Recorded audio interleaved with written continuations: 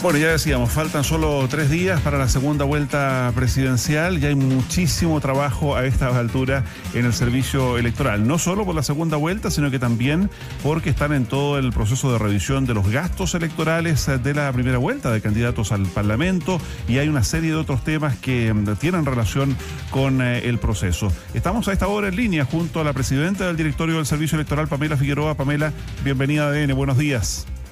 Muy buenos días, Mauricio. Un gusto saludarte a ti y a Paula. Pamela, buenos días igualmente. Pamela, en lo formal, ya decíamos, hoy día se termina la campaña. ¿Qué tienen que empezar a pasar desde esta medianoche de cara ya a la segunda vuelta del domingo? Sí, bueno, el calendario electoral de esta segunda votación presidencial señala, ¿no es cierto?, que hoy es el último día de propaganda, termina la campaña. Y por tanto ya los próximos días las distintas candidaturas no pueden seguir, ¿no es cierto?, promoviendo sus opciones, y lo que sucede es que ya entramos en el día viernes, el día de mañana, en la preparación de los locales de votación y todo lo que tiene que ver ya con el proceso de votación propiamente tal, que será este día domingo 14 de diciembre. Ya, básicamente las mismas mesas, los mismos locales, no hay mayores cambios respecto de la primera vuelta en ese sentido, ¿no?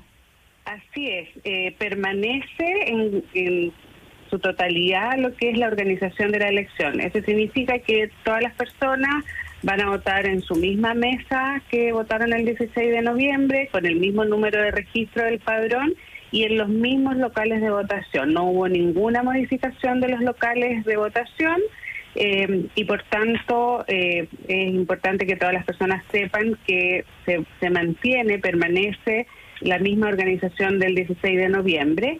Y también, Mauricio y Paula, recordarle a quienes ejercieron como vocales de mesa el 16 de noviembre, también deben ser vocales de mesa este domingo 14 de diciembre. En esta segunda votación electoral no se da la constitución de mesas que se hace el día sábado, que siempre se hace el día anterior a la elección, porque los vocales de mesa se repiten y ya conocen el procedimiento. Por esa razón no se presentan el día sábado, pero sí el día domingo a las 7:30 de la mañana, todos quienes ejercieron como vocales de mesa deben participar. Claro, ahí con multa, que es distinto el proceso de excusa cuando uno es solo elector, ¿no? Cuando es solo votante. Pamela, en un proceso, el del domingo, que debiera ser ¿cuánto más corto o cuánto más sencillo que el de la primera vuelta del 16 de noviembre? Sí, este va a ser un proceso muy expedito.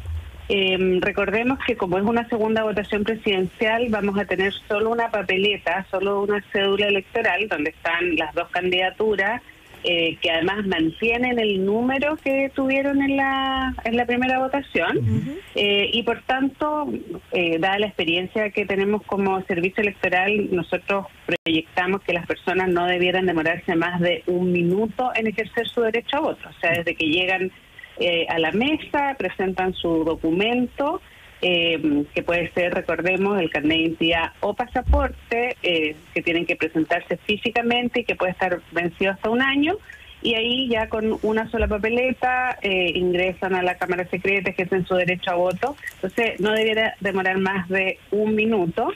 Y como los vocales de mesa ya se hicieron este procedimiento el 16 de noviembre, también conocen muy bien todo lo que tiene que suceder. Así que las mesas, si se instalan como fue el 16 de noviembre, temprano en la mañana, tuvimos, la verdad, una muy exitosa instalación de mesa en la elección de noviembre y esperamos que sea así este domingo 14. ¿Pamela? Entonces, si eso sucede, vamos a estar terminando a las 6 de la tarde como establece la ley. Ya, y eso mismo, la pregunta del millón a esta altura, yo sé que la han hecho varias veces, pero los resultados, ¿a qué hora debieran estar los primeros resultados y alguna tendencia ya que permita clarificar quién gana esta segunda vuelta? Sí, nosotros pensamos que a las 7 de la tarde ya podríamos tener unos primeros resultados preliminares. Eso no significa que es el total de las mesas, pero ya a las 7 de la tarde, considerando que es bastante rápido el proceso de conteo y luego de la transmisión de los datos. Recordemos que en los vocales de mesa abren las urnas, cuentan los votos, que eso se hace, ¿no es cierto?, de una manera transparente, a viva voz, participan los vocales, los apoderados, las personas, la ciudadanía que quiera participar puede estar ahí. Y luego las actas, una de las actas se transmite al servicio electoral. Con eso nosotros vamos haciendo el escrutinio, el conteo de los votos, así que calculamos que a las 7 de la tarde vamos a tener unos resultados preliminares, unos primeros resultados preliminares. Pamela Figueroa, estamos conversando con la presidenta del Consejo Directivo del Servicio Electoral. Quiero quedar en la figura de los apoderados de mesa, Pamela, porque el otro día, el lunes, partíamos la semana, el martes, conversando con el jefe de la campaña de José Antonio Caz. Ayer hacíamos la propia con figuras del comando de Janet Jara, y todos sitúan en los apoderados de mesa una figura muy importante para esta elección que ya es definitoria. ¿Cuántos apoderados de mesa hay inscritos? Porque aquí es para vigilar o supervigilar el cumplimiento de la norma ahí a la hora de contar los votos. ¿Cuán importante se vuelve esa figura en una segunda vuelta y cómo trabajan los apoderados en cada mesa? Bueno, los apoderados de mesa son los que representan a las candidaturas, ¿ya? Ellos pueden participar de todo el proceso ese día domingo, observando lo que van realizando, ¿no es cierto?, todos los actores del proceso electoral, los delegados de las juntas electorales, el personal de la CERVEL y fundamentalmente los ciudadanos y ciudadanas que constituyen las mesas, ¿no es cierto?, que los vocales de mesa.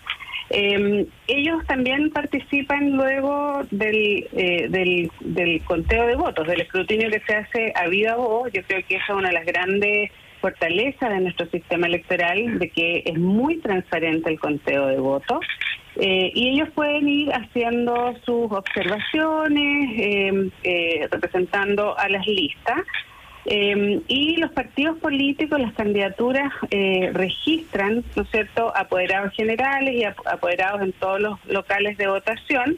Nosotros ahora, ya que se cierra este proceso de campaña, hacemos la revisión de los inscritos, así que ya el número definitivo lo vamos a tener en los próximos días, pero en general funciona muy bien el sistema de apoderados, porque yo creo que tanto los partidos políticos como los independientes que han participado en candidatura saben que es importante que participen. Los partidos políticos tienen un rol muy importante en el proceso electoral, porque también eso permite que ellos tengan toda la información, y eso sustenta también la confianza en el sistema electoral. Ya, oye, me preguntan algunos auditores acá a través de redes sociales, a los vocales de mesa se les paga 2/3 de unidad de fomento. ¿Cuándo les llega ese pago? Bueno, ya se les estaba pagando, la gran mayoría ya recibió el pago de la primera votación, así que es algo bastante rápido. La semana siguiente al que se efectúa la votación, el CERVEL, y ya tenemos, ¿no es cierto?, con las juntas electorales las nóminas de quienes efectivamente ejercieron como vocales de mesa, y se produce el pago. Así que eso es bastante rápido. Y bueno, recordarles también, como señalaba Paula, que la función de vocal de mesa es obligatorio, y las multas por no presentarse son bastante altas, que van de 2 a 8 UTM. Pamela Figueroa, ya que estamos hablando de plata, remontémonos al 16 de noviembre, a la primera vuelta, porque hay ahí también un debate, o más bien una conversación instalada a propósito de los reembolsos a los candidatos, de los montos máximos que podría recibir cada candidato presidencial por las elecciones 2025, sobre todo pensando en la lógica esta que se ha instalado, que hay muchas personas que dicen, bueno, este va otra vez de candidato y obtiene, en el fondo se financia su pyme política a propósito de eso. Solo para poner un ejemplo, Franco Parisi obtuvo 2.550.770 votos, lo que multiplicado por el valor por voto le daría, o sea, multiplicado por 1.585 pesos, le daría 4.043 millones de pesos. ¿Cómo funciona eso? Solo como para dejarlo claro para la ciudadanía, porque es una conversación que todavía está pendiente a propósito de la revisión que tiene que hacer el CERVEL. Sí, Paula. El reembolso para el financiamiento de campaña no es a todo evento. Eso es lo primero que me gustaría señalar. El número, el guarismo que se toma, ¿no es cierto?, de la cantidad de UEFs que se calcula en relación a la votación obtenida. Que son 0,04 UEF, ¿no? Exacto, el 0,04 UEF es un referente para saber, para poder tener un cálculo posible de reembolso.